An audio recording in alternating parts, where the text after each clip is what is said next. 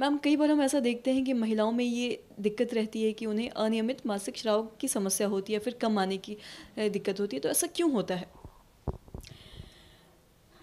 कम आना और अनियमित आना दोनों में थोड़ा सा ये बता दूं कि जब देर से मासिक स्राव होता है और उसमें फ्लो कम होता है, स्राव की मात्रा कम होती है, तो हम लोग उसे ओलिगोमेनोरिया बोलते हैं मेडिकल साइंस में।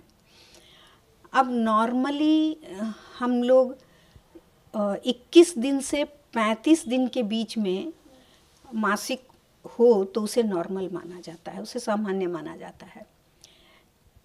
बहुत सी महिलाओं को लगता है कि मुझे महीने में 2 बार हो रहा है। अगर उसको 1 तारीख 2 तारीख को हो रहा है और फिर 27-28 को हो रहा है तो यह सामान्य बात है, नॉर्मल बात हुई। लेकिन महिला को लगता है कि मेरा अनियमित मासिक हो रहा है।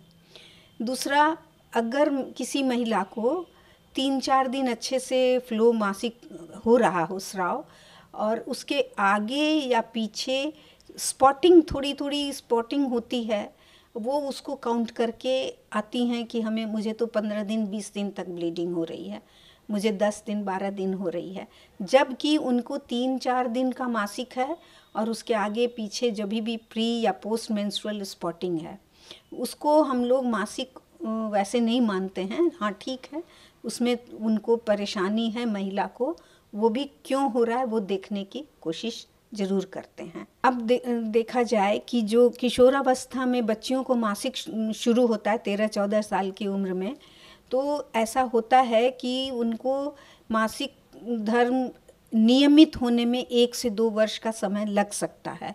इस दौरान उनका मासिक अनियमित हो सकता है, कम भी हो सकता है, कभी 4 महीने 6 महीने 5 महीने पर हो सकता है, और वो धीरे धीरे नियमित हो जाता है। यह बहुत सामान्य बात है जब उनका हार्मोन का लेवल एक बैलेंस में आ जाता है, जब उनके मस्तिष्क से निकलने वाले हार्मोन एक लेवल में आ जाते हैं, तब उनका मासिक सही हो जाता है। उसके पहले वो वैसे ही चलता है, इसलिए इसे हम बीमारी नहीं मानते हैं। इसमें धीरे धीरे वो सही होता है। उनको समझाने का ही है कि वो समझ लें कि यह सामान्य बात है। उनकी माँ को समझाते हैं कि ये सामान्य बात है।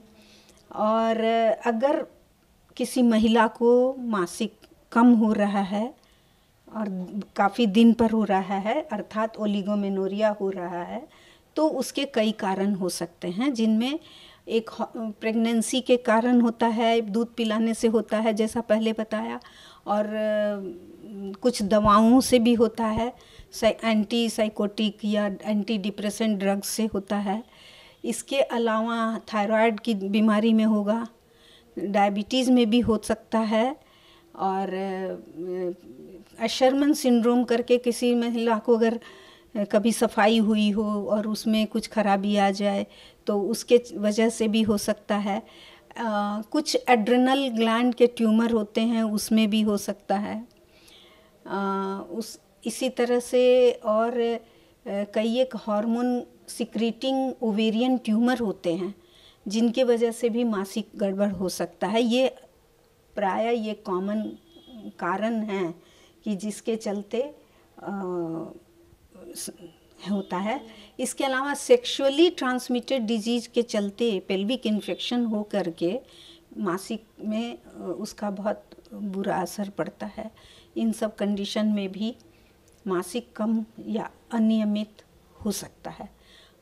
अब है कि अगर किसी को कुछ ऐसी दिक्कत होती है तो वो जाएं, डॉक्टर से मिलें, और उनका पहले तो पता लगाना ज़रूरी होता है, जांच करके कि कहाँ प्रॉब्लम है, किस कारण से हो रहा है, और उसके अनुरूप आगे का चिकित्सा होना चाहिए।